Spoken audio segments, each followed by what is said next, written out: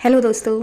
क्या आप भी लाइफ में एक ऐसा लक्ष्य बनाना चाहते हो कि पूरी एनर्जी मेरी वहीं जाए और मैं सफल हो जाऊं और जो मेरे ड्रीम है, जो सपने हैं, जो मैं बनना चाहता हूं वो बनूं। और आपको लगता है कि भाई मैं मेहनत करता हूं लेकिन मुझे मेरा लक्ष्य नहीं मिल रहा। कभी कभी ना ज़िंदगी में ऐसा होता है कि हम अपने लक्ष्य की तरफ ध्यान भी देते हैं, उसे सोचते भी हैं, लेकिन कोई एफर्ट नहीं करते। और जब तक हम एफर्ट नहीं करेंगे, हम कोशिश नहीं करेंगे, लक्ष्य तक नहीं पहुंच सकते। एक बार एक राजा होता है और उसका कोई बेटा या बेटी नहीं होता, वो निसंतान होता है, उसकी कोई औलाद नहीं होती। तो जब वो बूढ़ा हो जाता है तो चिंतित होता है और अपने मंत्रियों को बुलाता है और कहता है कि मैं अब ज़्यादा दिनों तक जीवित नहीं रह सकता, तो मैं जाने से पहले किसी योग्य उम्मीदवार को अपना उत्तराधिकारी बनाना चाहता हूँ। तो मंत्री ने कहा कि महाराज ये काम तो कठिन है, क्योंकि कैसे किसी का पता चलेगा। तो राजा ने कहा कि ठीक है, हम एक शर्त रखेंगे और जो उस शर्त को पूरा करेगा वही मेरे राज्य का उत्तराधिकारी बनेगा। तो मंत्री ने और जो महामंत्री की मीटिंग थी उन्होंने बताया कि क्या करना चाहिए।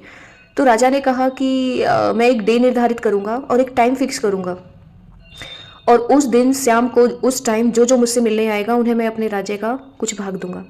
तो महामंत्री चिंतित होकर खड़े हो गए। उन्होंने कहा महाराज ये तो बहुत गलत होगा, इस तरह से तो हमारे राज्य के बहुत सारे टुकड़े हो जाएंगे, जो कि ठीक नहीं है।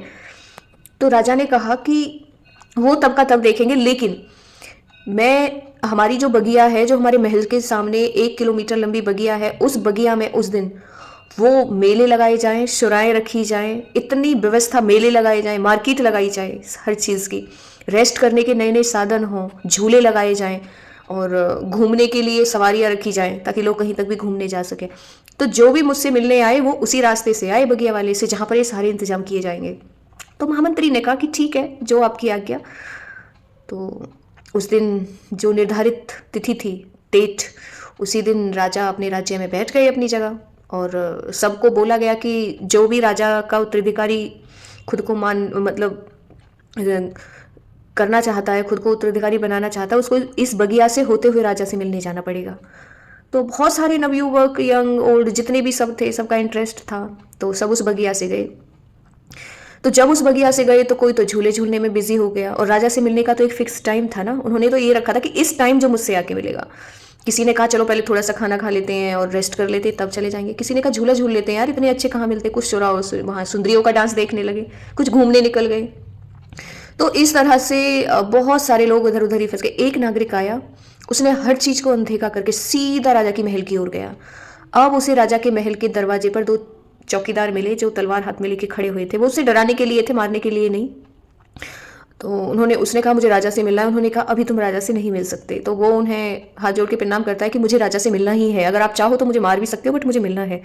वो ये चीज़ देखते हैं तो उसे अंदर जाने देते हैं, और राजा सामने ही खड़ा रहता है। और राजा ये देखकर खुश होता है और कहता है कि तुम ही मेरे इसके सच्चे उत्तराधिकारी हो, और उन्होंने उसे ही राजा घोषित कर दिया। कहानी बड़ी छोटी सी और सिंपल है दोस्तों, लेकिन बड़ा अच्छा लॉजिक छुपा रखा है इसमें।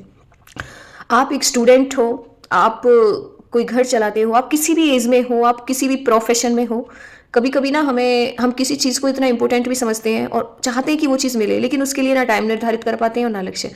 कई बार हम अपनी लाइफ में लक्ष्य बना लेते हैं, लेकिन उस लक्ष्य को पाने के लिए जो थोड़े बड़े सेक्रीफाइस होते हैं वो नहीं कर पाते। उस टाइम हमें सोना भी कंप्लीट ही है, टाइम भी स्पेंड दोस्तों के साथ कंप्लीट करना है, घूमने भी, मतलब हम चाहते नहीं है कि कुछ चीज़ें इग्नोर कर, जबकि वो लक्ष्य इतना भी बड़ा या इतना भी टाइम कंज्यूमिंग नहीं होता है। आप कुछ दिन तो अपने लिए डिसिप्लिन में खुद को रख ही सकते हो, उसके बाद मजे ही मजे हैं। अगर 1 साल मेहनत करके तुम अपनी लाइफ के 40-50 साल मजे से और अच्छे से और एक डिसिप्लिन, गुड ह्यूमैनिटी होकर गुजार सकते हो, तो क्यों ना 1 साल तो खुद को डिसिप्लिन में। भगवान को भगवान बनने के लिए वनवास में जाना पड़ा है ना। चाहे महाभारत में पांडवाज हों, उनको भी वन में जाना पड़ा, और भगवान राम भी खुद गए। तो डिसिप्लिन तो देखो, क्योंकि डिसिप्लिन जब आपको होगा ना, आप तभी दूसरों की प्रॉब्लम को समझ पाएंगे। कई बार ना भगवान हमारी परीक्षा लेता है। अब सबको पता है कि जो कोयला है 15,000 डिग्री सेल्सियस टेम्परेचर पर जब जमीन के नीचे दब के वो बॉयल होता है, तब जाके हीरा बनता है।